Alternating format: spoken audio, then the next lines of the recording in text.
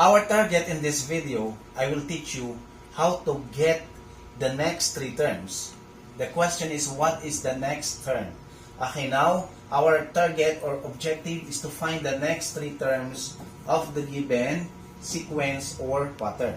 Okay, given number 1, 2, 5, 8, 11, 14. Okay, as we can see, pag-aralan muna natin ang pattern. Kung tayo ay nagdadagdag o nagbabawas. Okay, tama, tayo ay nagdadagdag ng 3. So meaning, kung tayo nagdadagdag ng 3, ito na yung ating tinatawag na common difference. Ang ating common difference ay 3. Nagdadagdag tayo ng 3. So meaning, we're going to continue. 14 plus 3, 17. 17 plus 3, 20. 20 plus 3 is 23.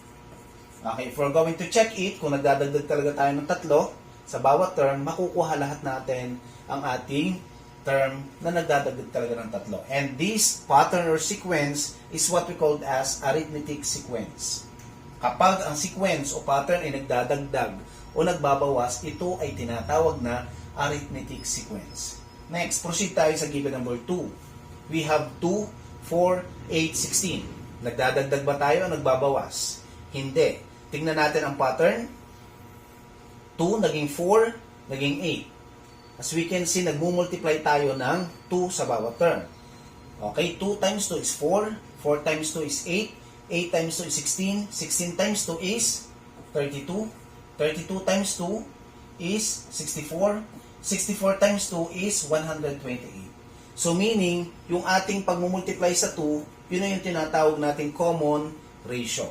2 times 2 is 4, 4 times 2 is 8, and so on and so forth.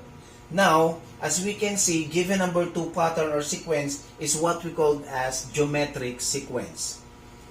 Kapag ang ating sequence ay nagmumultiply o nagdi-divide, ito ay tinatawag natin geometric sequence. Therefore, we have these three terms.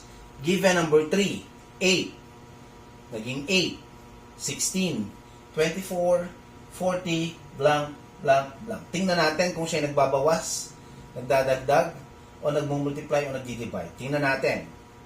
Okay, 8, 8, 16. So meaning, nandito yung ating pattern. Inad natin yung ating first term, a sub 1, a sub 2, second term, para makuha natin yung a sub 3, yung third term. 8 plus 8, 16. 8 plus 16, 24. 16 plus 24, 40. 24 plus 40 is 64. Then 40 plus 64 is 104.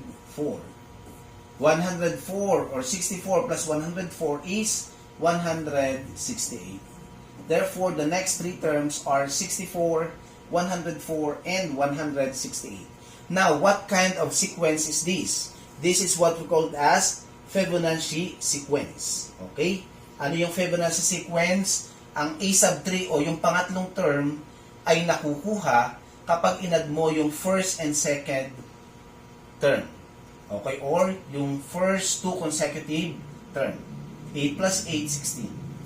Okay, now sa number 4, kunin nyo naman ang sagot sa ating missing term. Pakikuha, pakicomment lang sa comment section ng ating 3 terms sa ating given number 4, given 3, 8, 13, 18, blank, blank, blank.